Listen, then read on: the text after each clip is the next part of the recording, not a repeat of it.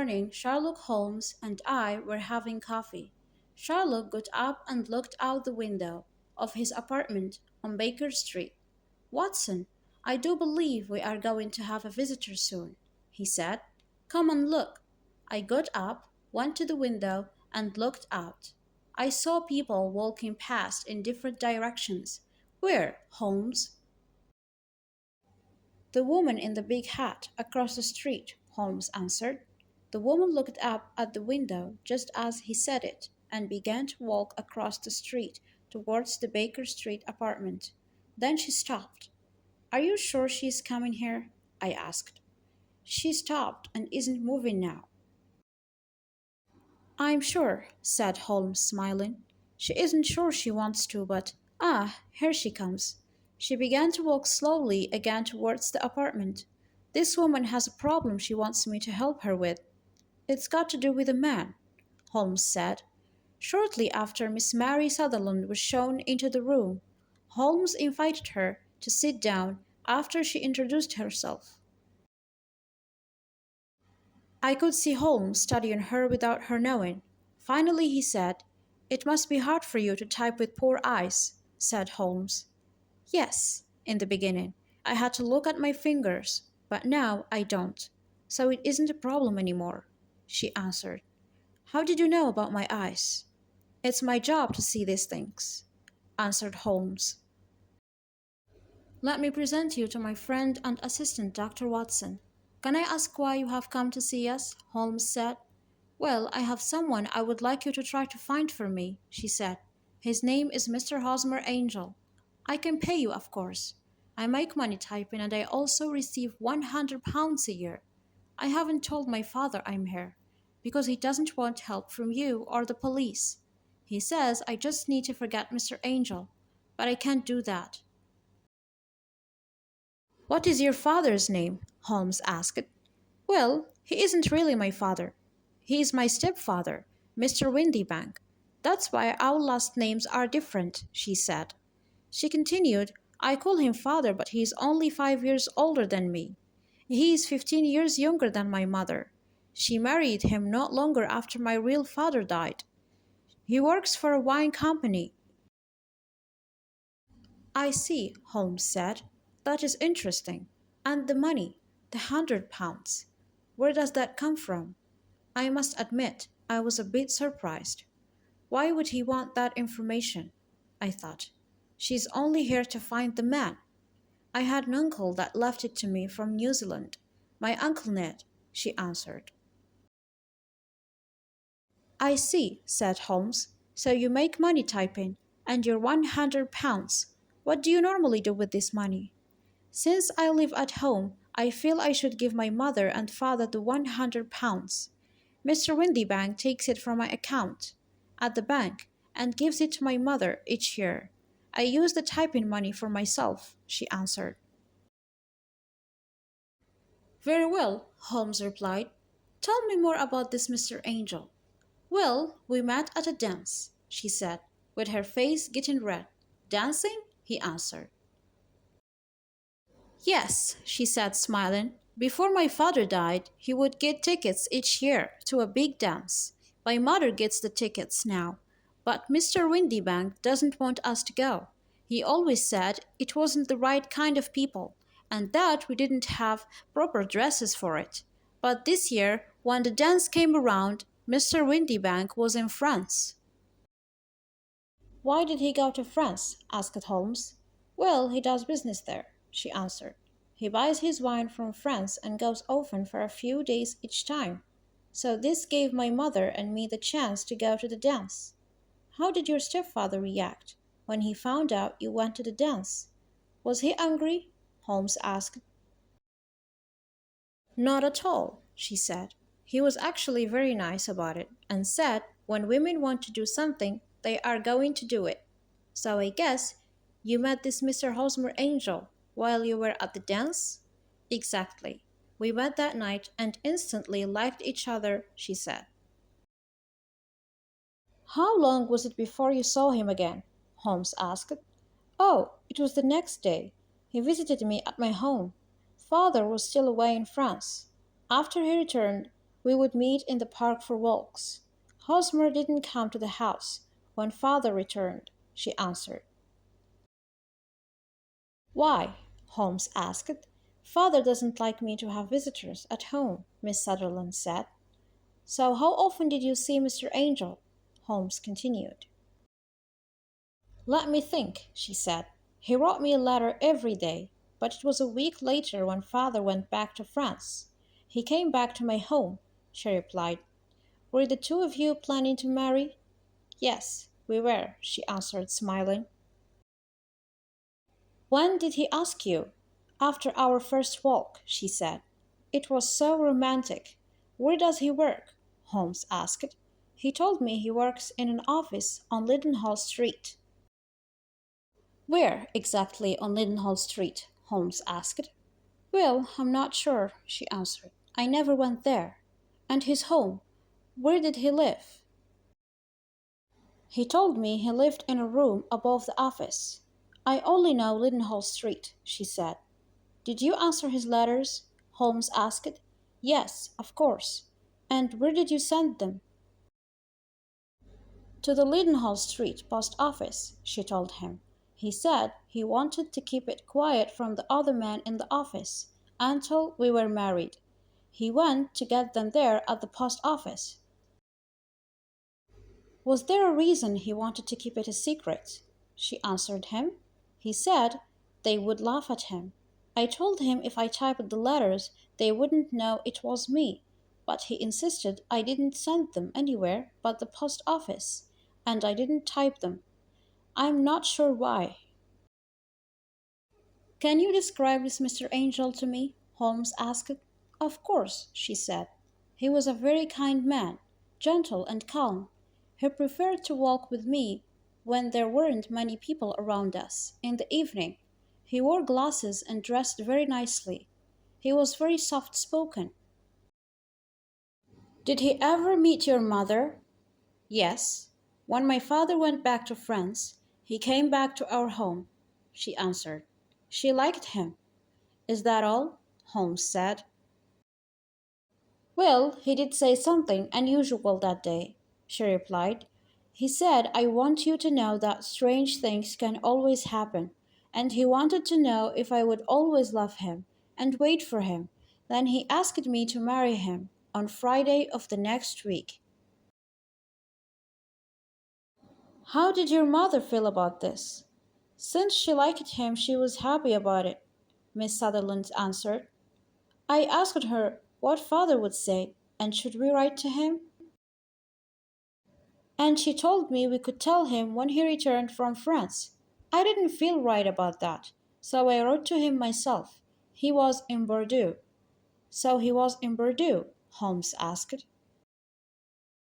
Yes, that is what he told me before he left.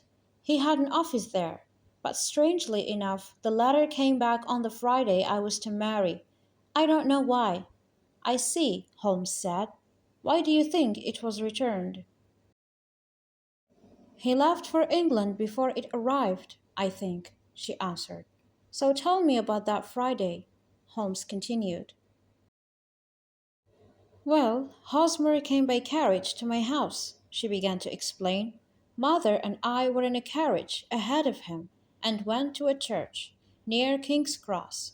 Hosmer was behind us in another carriage, as ours only had places for two people. We arrived before Hosmer, and when his carriage finally came, it was empty. We asked the carriage driver where he was, and he was not sure. He got into the carriage. Madam, he said, I don't know what happened. So that was last Friday, and we haven't heard a word from Hosmer since he was at our house that day, before we went to the church. She finished. What am I to do? I don't understand why he doesn't write me a letter. Holmes sat there for a while and said nothing. I knew he was thinking. Finally, he spoke. That was not very respectful of him, was it? He said. But I'm sure something terrible has happened, because he is very kind. Remember, he said, strange things can always happen, but I will always love you. I understand now what he meant. I feel he was in danger, and he was right. Something bad has happened, she cried. I must keep my promise and wait for him until he is found. How was your mother during this time? Holmes asked. Well, she's a bit angry for what he has put me through. She never wants to speak of him again, she answered. Did you tell Mr. Windybank about this? Of course. He is not happy either. He wants me to try to forget Mr. Angel, but he does think he will come back. He says I deserve better, since he has upset me so. Why would a man leave a woman at the church? He never asked me for money, but he really wanted to marry me. I felt it. I can't stop thinking about it. Where could he possibly be? She cried. I can't sleep at night thinking about it. I believe I can find out what happened, madam, but I suggest you forget Mr. Hosmer Angel, Holmes finally said. But will I ever get to see him again? She asked. No, I am sorry you won't. Can you please let me see the letters he wrote to you? Holmes asked. I have four of them with me, she said. You can have them, and I also put an advertisement in the newspaper, asking questions of those who may know something. That is there also. She handed him some papers. Thank you. I will need your address too, please, Holmes said. Certainly. It is 31 Leon Place, Camberwell, she answered. What's the name of Mr. Windybank's company? Holmes asked. The name of the wine company is Westhouse and Marbank, she said. Think about your future plans and try to forget this man. You will never see him again, I'm afraid, Holmes said gently. I just can't do that, Mr. Holmes, she said softly crying. I will always love Hosmer, and I will be waiting for him when he returns. I promised I would. Sherlock Holmes sat thinking without saying anything for a while after she left. I waited for him to speak first. She is a nice woman, he finally said. Interesting case. How did you know she typed? I asked. It was her hands, on her lower arms, just above the wrists. There were red marks. This is where a typist puts her arms on the desk. When she is working, it leaves a place on a person's arm.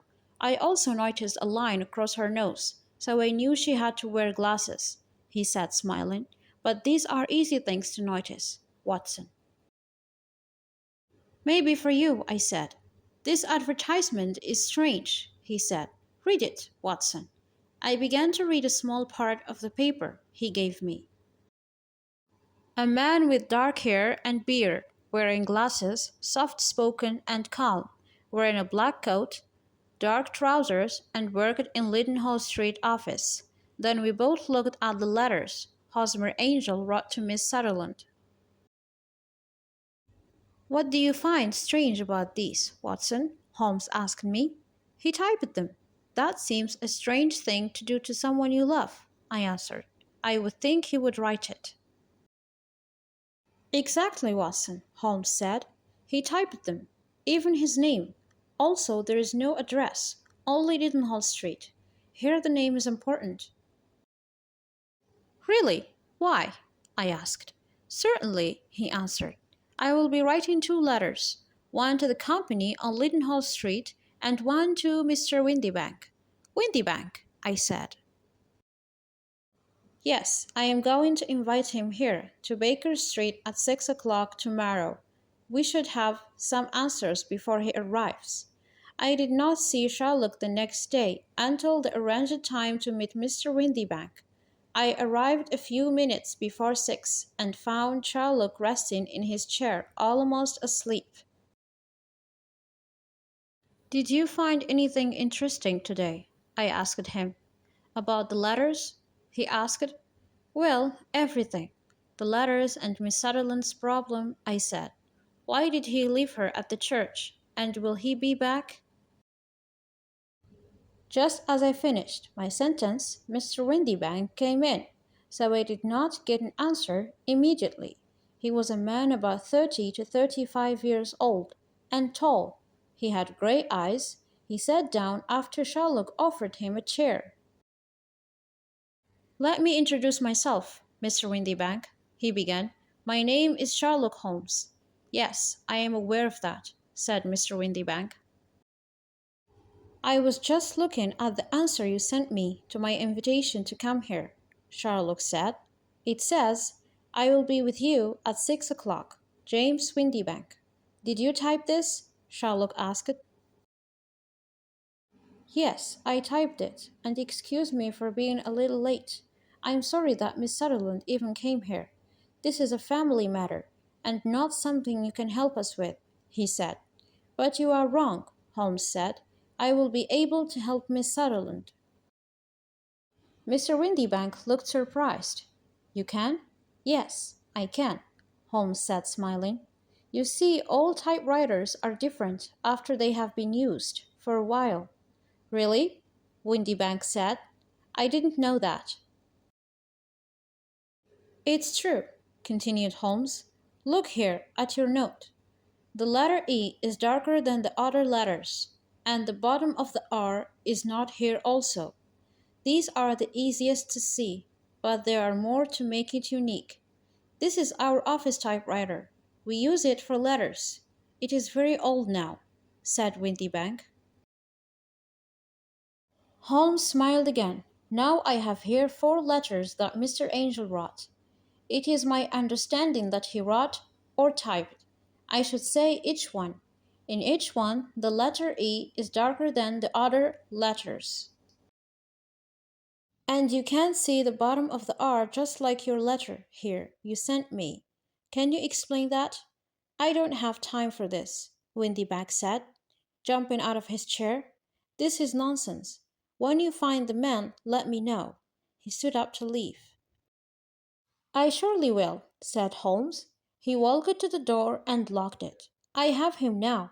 "What are you talking about?" Windybank said. "Please sit down, Mr. Windybank, and listen to me," Holmes said. "This was not a difficult problem to solve." Mr. Windybank's face was pale. "You can do nothing to me. If you call the police, I have done nothing wrong," he said. "That is true," Holmes began. "I am sorry about that, because a nice young woman fell in love with a very unkind man. I know the story, I believe. A man married an older woman for her money, and also to get the young woman's money. The married couple needed the young woman's money and did not want to risk losing the £100 when she gets married. So they needed her to stay single and at home. So what did they do? The man did not want her to have friends at the house or to go out to meet any man. She was told she couldn't go to dances in order to keep her at home and prevent her from meeting someone she might marry. "It wasn't meant to hurt her, you see," Windybank said. "We thought. Well, you certainly didn't think of the young woman's feelings in love. She was deeply in love with him. He took her for walks and was nice to her. Her mother supported her love by saying she liked the man. Of course, the young woman accepted when she was asked to marry him." Holmes continued, "But of course he couldn't marry her. He was married to her mother. Somehow they had to end this deception. So he asked her to wait for him no matter how long or what happened. And sadly she agreed. Now Mr. James Windybank is happy and has his £100 for years and years. Miss Sutherland will wait for the man who doesn't exist and will never marry anyone else." I sat quietly listening to Holmes tell this story. Mr. Windybank sat in the chair pale and shaken. This Mr. Angel asked the young woman to meet him at the church, and arranged the carriage to only hold 2 people, so he could follow in another behind her and her mother. Then he got into the second carriage and went out the door, never going to the church. Is this true, Mr. Windybank? "Maybe it is, and maybe it isn't," he answered. "You will unlock that door, Mr. Holmes, because I don't have to stay here. You can't call the police." "No, I can't." But I hope Miss Sutherland has a brother or a good friend who will hurt you for doing this to her. Wait, I will be that good friend.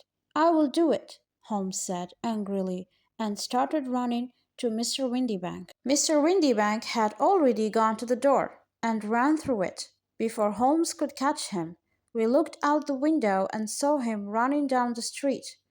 I hope that one day he will do something that the police can get him for, Holmes said. Let's hope that happens, I answered, walking to my chair. Holmes also sat down. It was certainly a strange and interesting case. And you never told me how you knew, I said. Well, I thought about it and knew that Mr. Angel was a strange man.